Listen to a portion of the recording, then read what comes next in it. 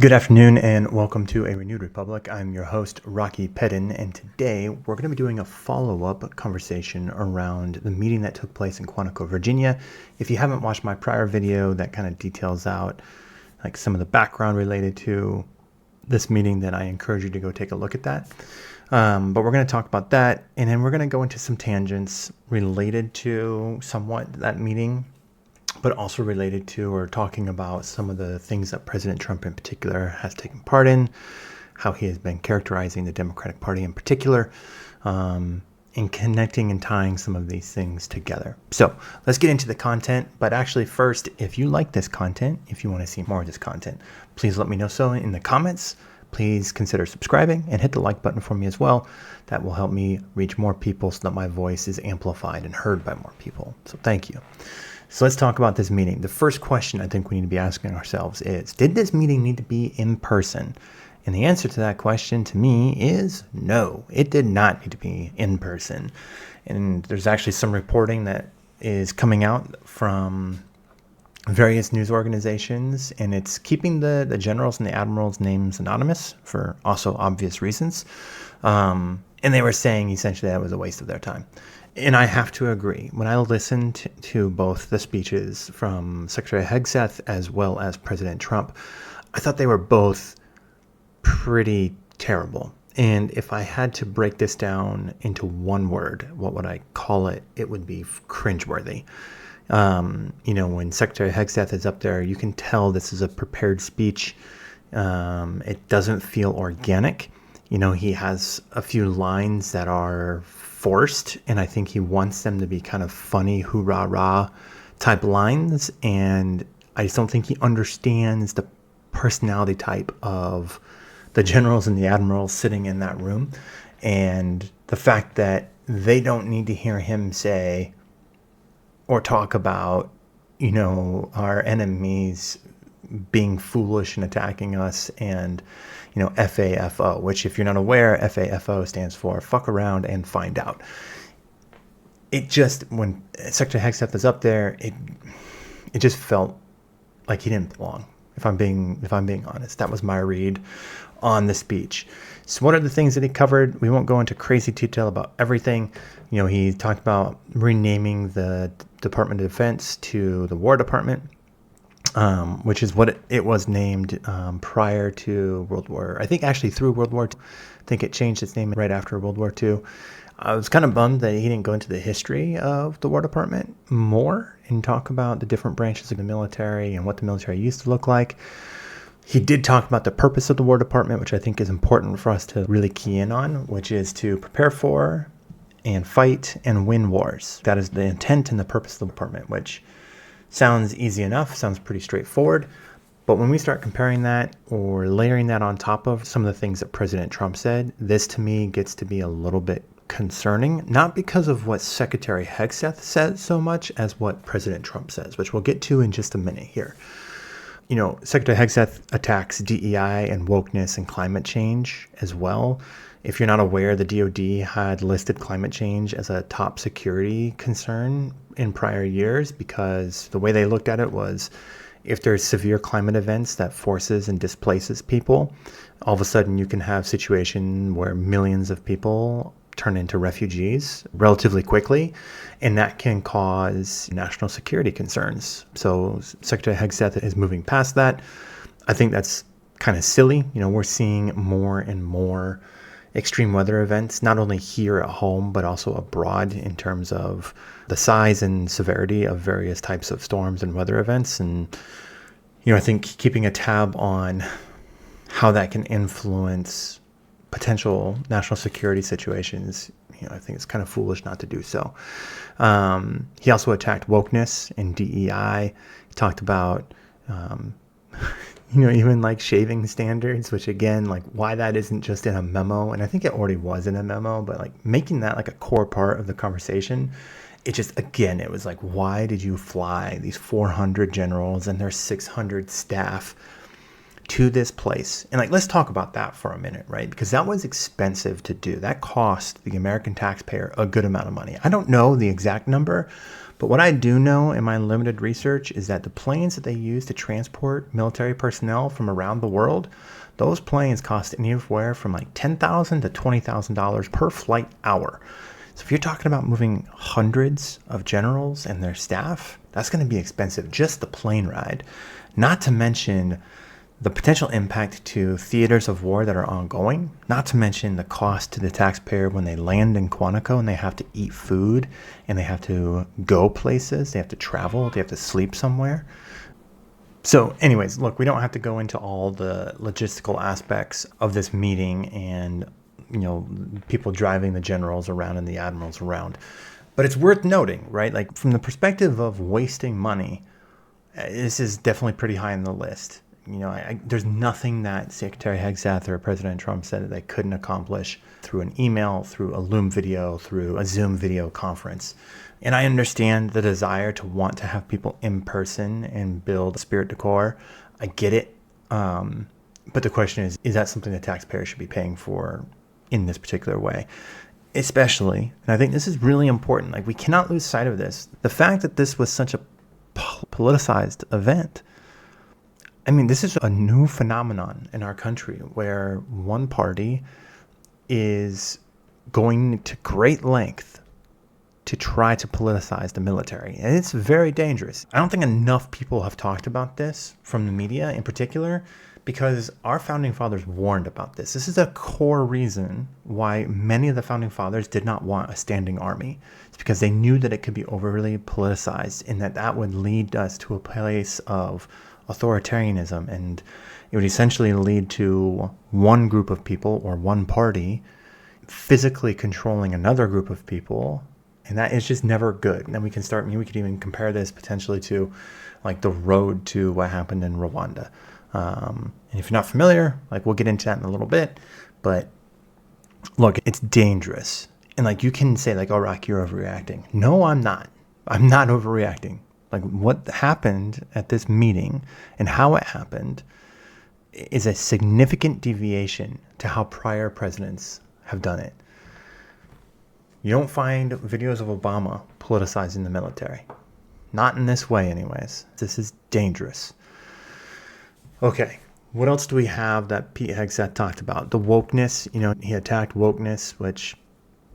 Okay, anytime I hear people attacking wokeness, it's just weird to me. Like, I don't understand what they're trying to prove.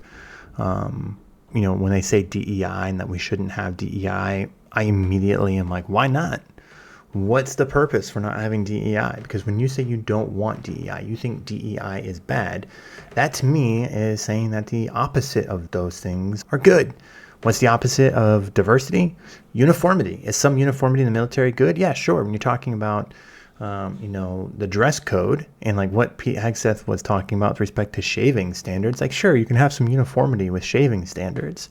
But when we start talking about diversity from the standpoint of like the diversity of thought, not just skin color or sex or race, when we start thinking about how people from different backgrounds and different cultures, how they solve problems differently, that is a benefit to the military.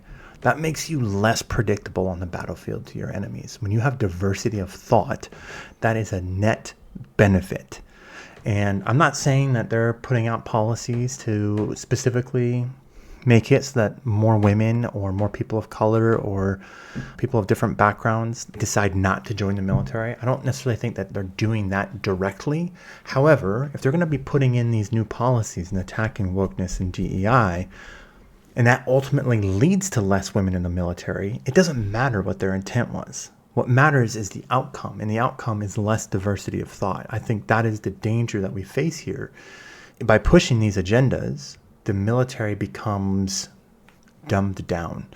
And I don't know if this is intentional. I don't know if this is part of the master plan that President Trump has and the folks with Project 2025 have. But to me, it's very concerning.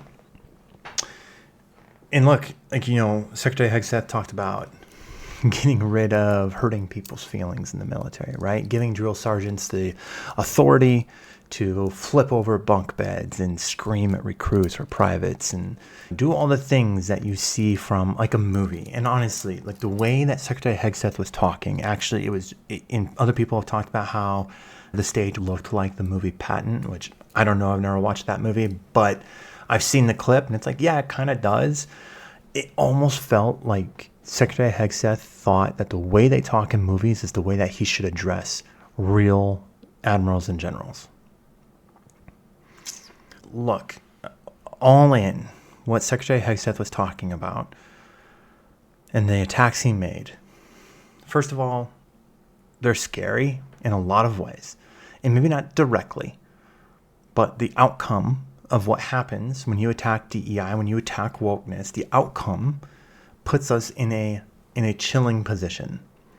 Because if you have, and I'm going to finish my thought about the drill sergeants here, if you have drill sergeants who now are flipping over, cots and screaming at soldiers, like that's all fine and dandy, right?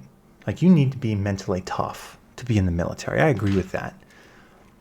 But if you start hazing somebody because you're a white supremacist and they're black, that's not okay. That's not okay. And if you think that's not going to happen, you're nuts. You want to know how I know? Because it already has happened. And that's why those rules exist today.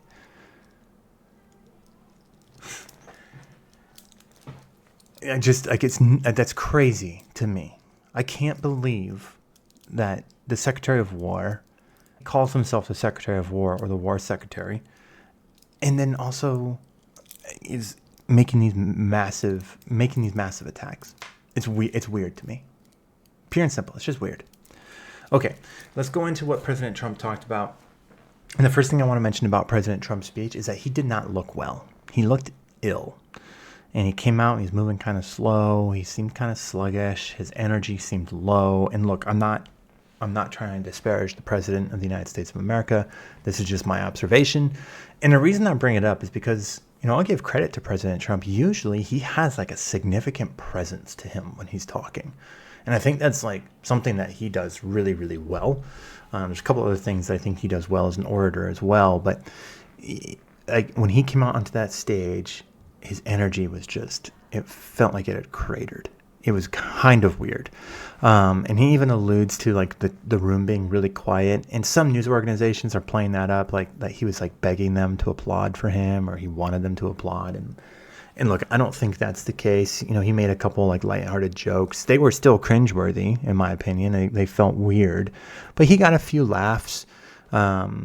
Until he said, if you don't like what I'm saying, you can walk out of the room. But, then, of course, there goes your rank, there goes your career, there goes your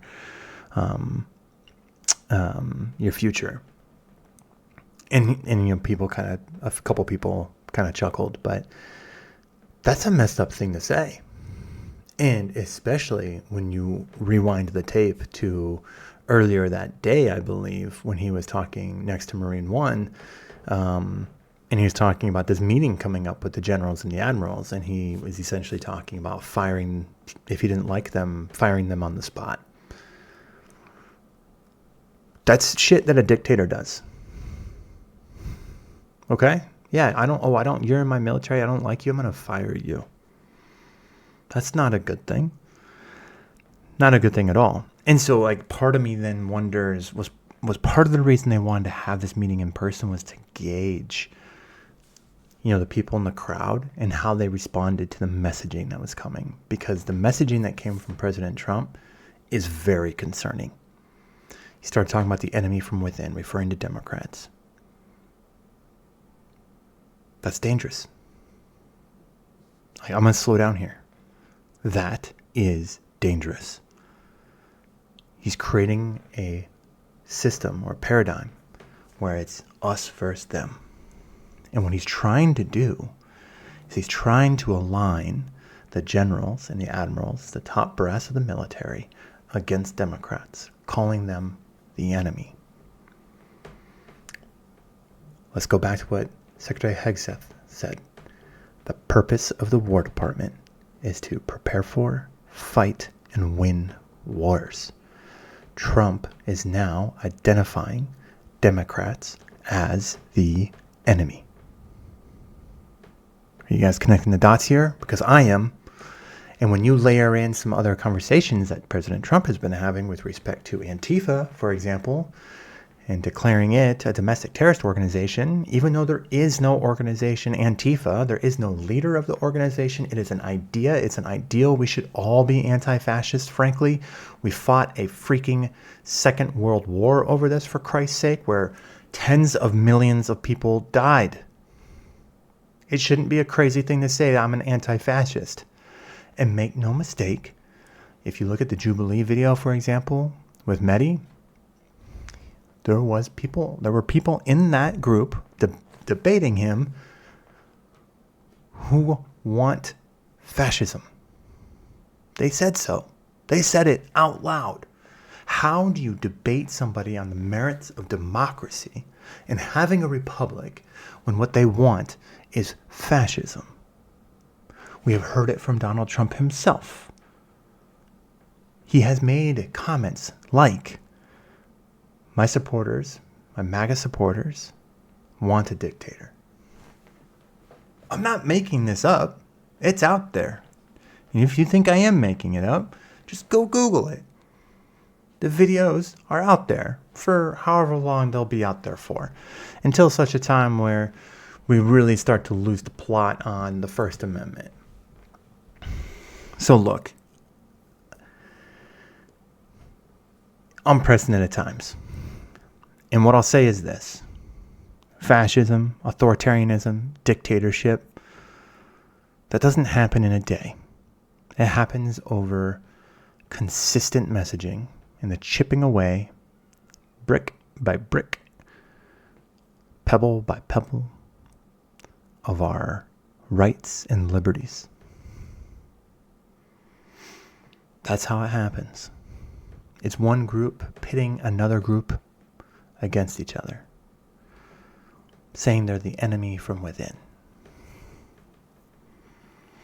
Or like what Stephen Miller did over the weekend, referring to liberal judges as terrorists.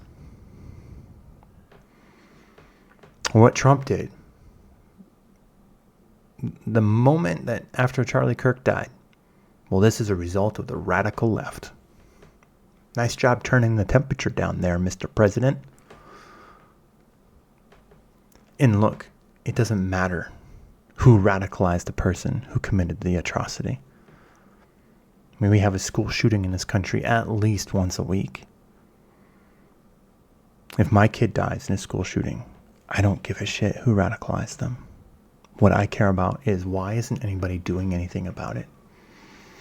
Why aren't we trying to figure out why these people, mostly white men between the ages of 20 and 40, why are they committing these crimes? Why? Why is nobody asking that question? Why is nobody looking for answers?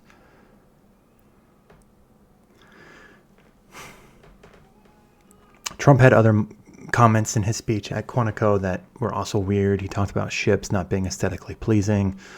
He talked about how stealth ships don't have to be ugly to be stealth. I mean, honestly, what does this guy know about building ships? I'm guessing next to nothing. He didn't say anything of merit, frankly. Not in my opinion. In President Trump fashion, he meandered his way through a pretty terrible speech. He went down rabbit holes and tangents. He said incoherent things on a regular basis. He did not convey unity. He was not apolitical. And I think this is the scariest thing to me. Like, I can't say this enough. He is trying to pit Americans against Americans. And worse, he's trying to get the generals, the military, to look at his political opponents as enemies. And then you see what he's doing in federalizing the National Guard, which is against the law, by the way, except under extreme circumstances, which we have not met. And when he got blocked by a judge, what does he do? He goes to another state and takes their National Guard and he moves them into Oregon now. If this shit doesn't concern you, and you've been yammering on for the last 5 or 6 years about your First Amendment and Second Amendment rights, man, you better go crack open that history book and reevaluate how regimes rose to fascism. Because that path is being built right now. That groundwork is happening. I mean, it's already happened, some of it, and it's just continuing to go. And we're seeing the messaging coming out of the GOP X account, from Stephen Miller, from J.D. Vance, from President Trump, from all of the right-wing media in the sphere of influence of Turning Point USA. It's a lot. And the left, I mean, they have people like Destiny. Oh boy. The left needs to figure it out. And look, I think it is, I mean, this is a massive failure of leadership all around. Like, how Republicans let it get this bad is like beyond me. I mean, it's not beyond me. I understand why they let it get this bad, because you know who's doing really well right now? You want to know who? Any guesses? The top 1%. And look, we need to reframe. We need to reframe our country, not as left and right, blue and red. We need to reframe it as the top 1% and everybody else, because that is what's happening. That's what has been happening for decades now. Decades. If we want to fix this, it has to start with the money.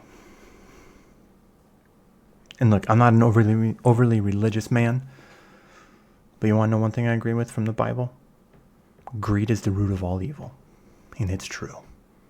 And if we want to talk about even this government shutdown right now, why is the government shut down right now? Well, Republicans will tell you it's a Democratic shutdown, which makes no freaking sense.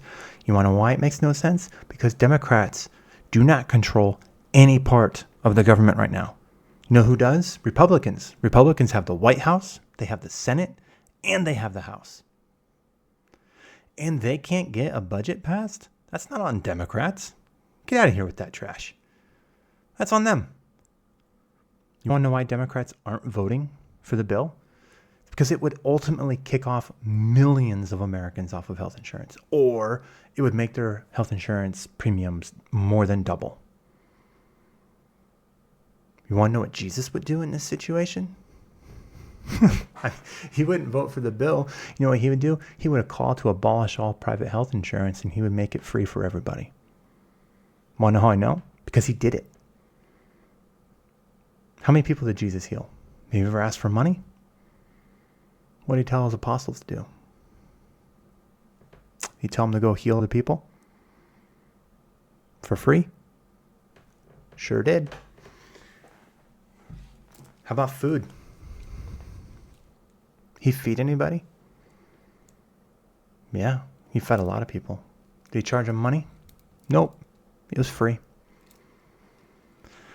So look, if you want to call yourself a Christian, you better start acting like a Christian. You better start acting and channeling some of that Jesus energy. And Secretary Hegseth, if you're a Christian and you're attacking wokeness, you know who's the most woke? Jesus. How about FAFO to that, my friend? It's bonkers, okay? Like, the world that we're living in is full of hypocrisy. And I'm not saying Democrats are perfect. God knows they aren't. And I think Democrats have also failed in leadership in a big way over the last 8 years. And that's why I'm doing this channel.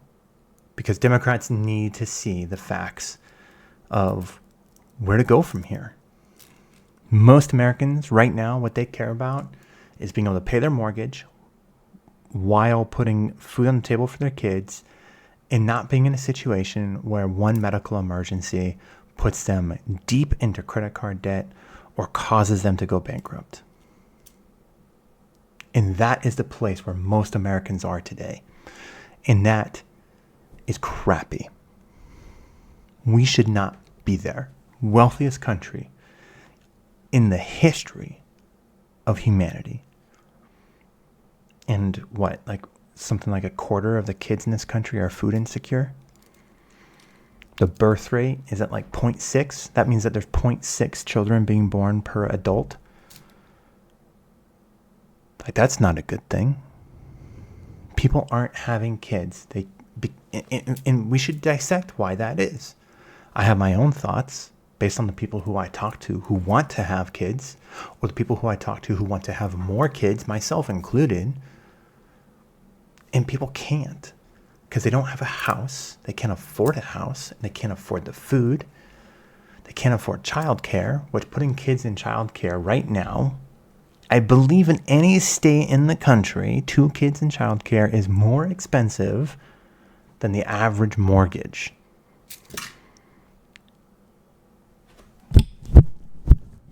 Are you kidding me? How are the 1% doing? Better and better. And look, if you don't like the idea of me saying, but we shouldn't have billionaires, imagine like what you're saying. You know how long it would take one person to earn or to make or to be given $1 billion if they got $1 every second of every minute of every hour of every day, 365, no breaks, just stacking up, just ding, ding, ding, ding, ding. You know how long it would take to get to $1 million? Just under 12 days, right? For $1 billion, around 32 years. How many billions of dollars does Elon Musk have? Bill Gates, Jeff Bezos. I think there's something like 700 billionaires in this country.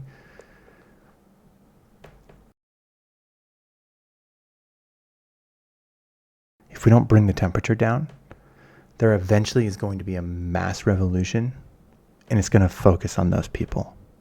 I can almost guarantee you. That's what history tells us. All right. Well, this is longer than I want it to be. I'm going to get out of here. TLDR, if you're just fast forwarding to the end of this video, meeting in Quantico, bad. Didn't need to happen, in my opinion, at least not live. President Trump stoking the fire, calling on people to recognize Democrats as the enemy from within. And this is the thing that kind of drives me crazy. I guess I'm going to say a couple more things here. He's not attacking policy. That's not what he's doing. He's not saying, I don't like Democrats because their policy is bad. People in the Trump administration are referring to Democrats as terrorists, as enemies. That is different than any modern American president. Look at Obama. Go look at Obama's speeches. Yeah, he criticized Republicans all the time for their policies. And when he was done criticizing, what did he call for? He called for unity. He said we should solve these problems collectively, as a country, together. That's what he did. Biden, more of the same. Trump, no unity. What are they calling for? Uniformity. No diversity. Oh, man, if that's not like straight from the Handmaid's Tale playbook, I don't know what is.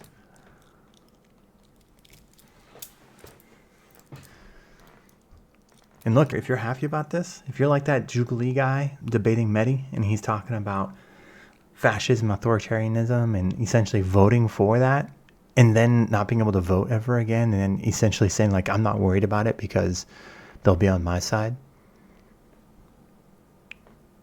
Did someone skip history class, like, all through high school and college?